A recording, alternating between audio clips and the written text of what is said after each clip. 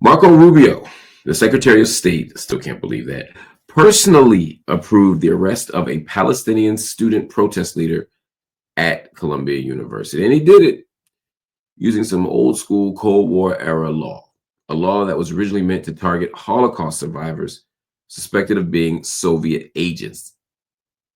That's what sources inside the State Department and the Department of Homeland Security are saying. They are being very tactical, very strategic in how they are using these laws. Here's why it matters. The man's name is Mahmoud Khalil. Mahmoud Khalil is a green card holder. That means he's not a visitor, he's not a passerby. He has constitutional free speech rights like every other American.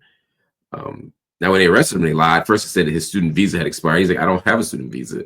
They went to get his paperwork, and then they just locked him up anyway.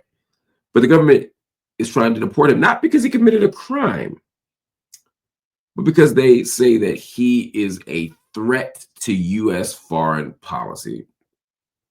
The question is how, right? Because he spoke out for negotiators to the protest. They haven't presented any evidence against him yet, but that's basically what's happening. The idea here is that if you support organizations or interests that run counter to U.S. foreign policy interests, they can say that you are a threat and you got to be put out. That was the idea. And they're saying that because he supports the Palestinian resistance, because he supports Palestinian national liberation, he is a supporter of things that counter U.S. interests. Why? Because they say he supports Hamas. And they say if you support Hamas, you support terrorism. If you support terrorism, then you support the downfall of the West. It's a whole bizarre syllogism that doesn't really hold up to any scrutiny. But it doesn't matter. All you need is smoke, not fire. And that's what they got. But isn't it just about one student? There are reportedly multiple targets being investigated under this same law. And if this law stands, what's to stop them from deporting other people? Any activist, any organizer, anybody who says they're not down with U.S. foreign or domestic policy. The U.S. is clearly silencing dissent. And I got to tell you, Donald Trump was honest about this. Donald Trump said from the rip, this is what I'm going to do. He looked at Columbia University in particular. He looked at that campus and he said, we got to deport these anti-Americans. We got to deport these anti-Semites. We got to deport all these things. And this is where the conflation of anti-Zionism, anti-Semitism, critics of Israel with critics of or haters of Jews, all this stuff gets mixed in.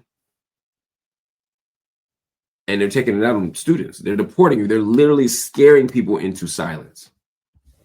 They know what they're doing, these universities. They know what they're doing, these institutions. They know what they're doing, this administration.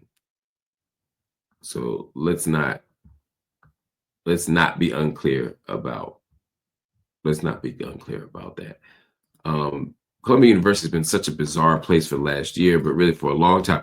And despite all this kowtowing, all this scratching when you do not itch and laughing when you are not tickled, as they say, they still got their funds cut too.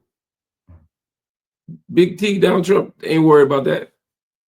I mean, they capitulated. They criminalized their students. They surveilled them. They locked them up. They handed them to the wolves. They handed faculty to the wolves. And Donald Trump didn't care. His administration didn't care. They still are treating Columbia University just like all these other liberal universities or neoliberal universities. So I feel bad for them, but it's hard also for me to have that much sympathy.